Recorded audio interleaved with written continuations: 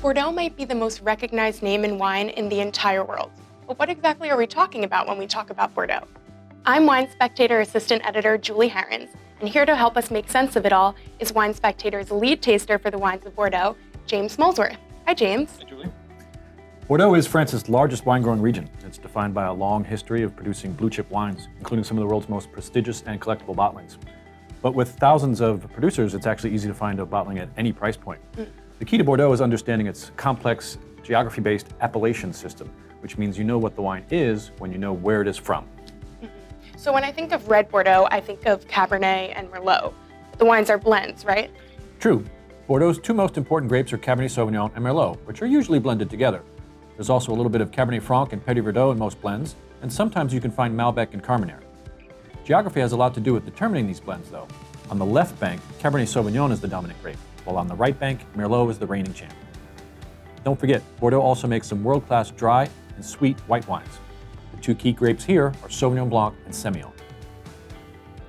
So Cabernet Sauvignon rules on the left bank and Merlot rules on the right bank. What exactly are these banks? When we're talking about Bordeaux's left and right banks, we're talking about river banks. The Gironde estuary, the largest in Western Europe, forms at the meeting of the Dordogne and Garonne rivers, and it divides a large part of Bordeaux into two halves, the left bank and the right bank.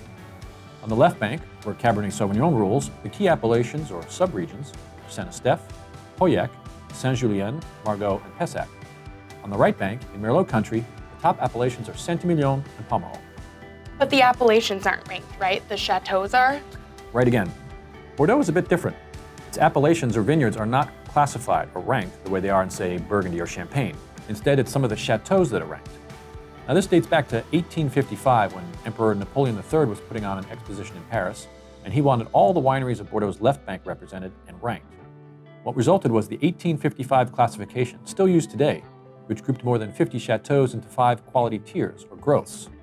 At the top were the elite first growths, Latour, Lafite, Aubryon, and Margaux. Then Chateau Mouton Rothschild was elevated to first growth status in 1973, the only change ever made to the classification.